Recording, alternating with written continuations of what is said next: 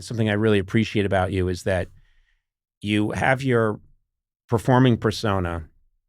And I've noticed whenever I'd come in and talk to you in the dressing room beforehand or afterwards, or even when I talked to you here today at the podcast, you are a very quiet, thoughtful man. Yeah. And I'm curious if you encounter, you're so well known out in the world when you're yourself, you're with your family, with the kids, are there people that want that other Sebastian?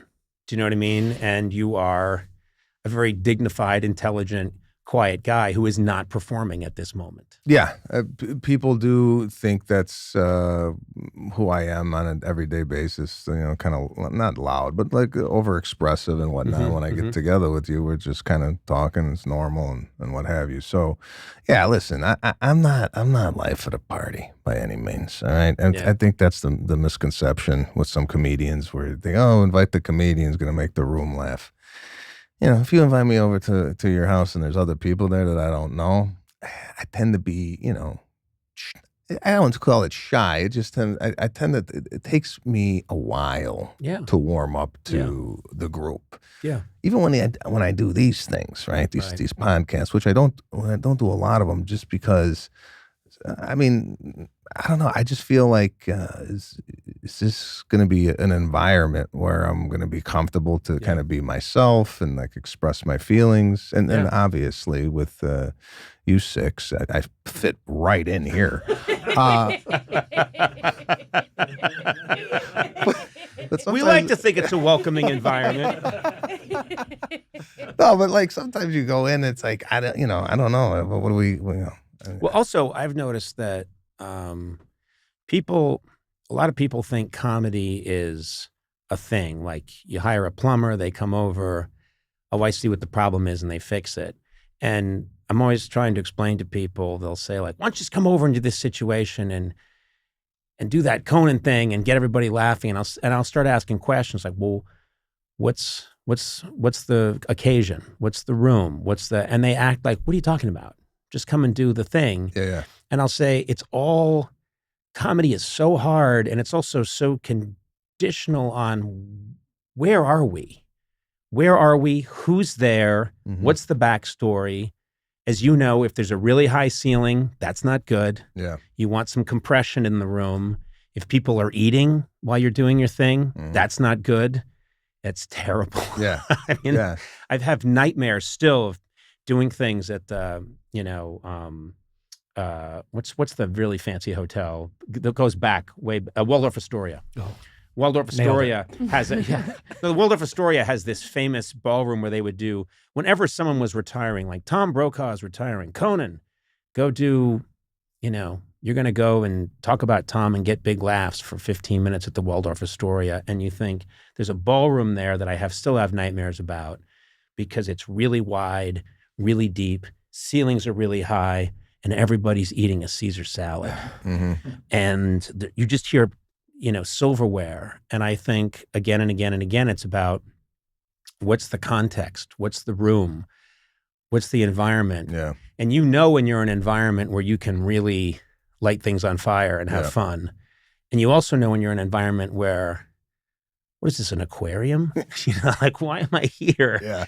These people, I don't even think know that there's going to be anybody doing anything funny. It just feels, it's very off-putting, and you need the conditions to be right. Yeah, I think that's the misconception. You could just put comedy up wherever and it's just going to work. I remember early on where people, the corporate event, corporate events, generally speaking, are notorious for this. We're like, we're going to have a comedian, and then you get there and then it's just a dance floor and then the people. It's like you got to have the people near me. You can't be, 40 feet away. Right, you're not Mussolini. Yeah. You need people. Yes, exactly. Yeah. Exactly. So then you would have to do a quick adjustment and go, all right, I'm going to perform now on the dance floor. Now I'm going to have to go, and so you got to make it right. And it works in life too, I think. Sometimes I think you're in a situation where it's a social setting, and, maybe the expectation is, for you to be funny, but you even look at the environment and go, this ain't the environment for me to like excel here. So then I go like, I'm like a shut-in. I don't say nothing. And then my wife's like, why aren't you talking? I go, it's just not right. You know, like it's I don't know. I feel uncomfortable sometimes around like, went to a birthday party yesterday, kid's birthday party, right? Yeah. I just, I don't know. I just felt like I'm just going to hang out with my kids here because I just didn't feel like any like pockets or any situations where I could get involved and really kind of start to get something cooking. Yeah. Yes. I know exactly what you're talking about. I was at a thing once. I was at an event that I emceed, and they didn't tell me this, but it was all to raise, it was a really good cause. It was to raise money for, wounded military vets. And so it's a great cause, and I was really glad to do it. And it's this big event. I'll never forget, I'm backstage, and I'm going to go out, and I know what I'm going to do. And just before I went out, they came out and they played taps. Oh, dun, dun, dun. And they played taps, and the whole room gets really solemn. And then a voice of God just went, "Ladies and gentlemen, Conan O'Brien." Oh, It's like, this is this is like a dare, Yeah. How do I get from where we are now, which is very sacred and solemn and appropriate, but why did you want a comedian to come on after that? Yeah. I think we're going to light it up, like, oh, it's very somber. Now the comedian's going to come out and make everybody laugh. But I mean, it's difficult to come out to that environment. I did something similar to I was at a 9/11 gig, and they show a video of 9/11 and the people and this and that, and then they please welcome Sebastian, and I come out and I'm like, okay, let's get into my dad. My dad. Or else, so you're doing comedy about how you've had a hard day.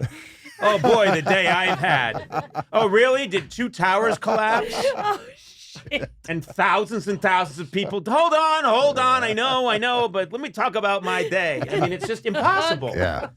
It's like a Harry Houdini thing where it's like, we're going to take Sebastian Maniscalco and wrap chains around him and put him in a bank vault and throw him in the Hudson River. And then let's see if he can get out. Yeah. It's funny because you mentioned something that I like to talk about occasionally, which is you talk about life of the party. And this is a common misconception, but I've often had people over the years say to me, "Oh, you must have been the class clown."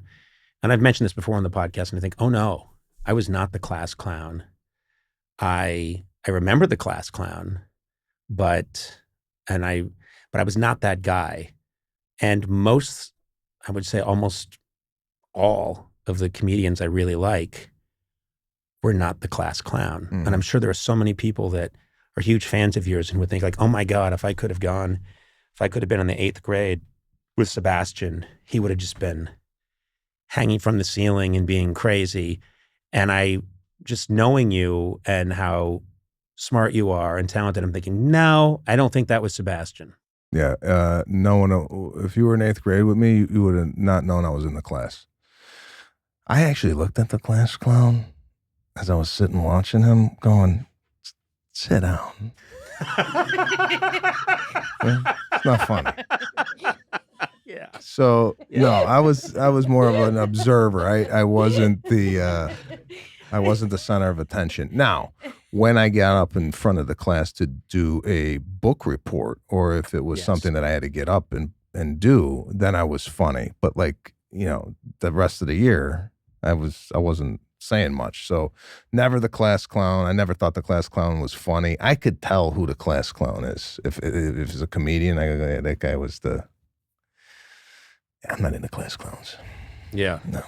Well, I think they all end up in prison, at least for a while. They do routinely go to prison.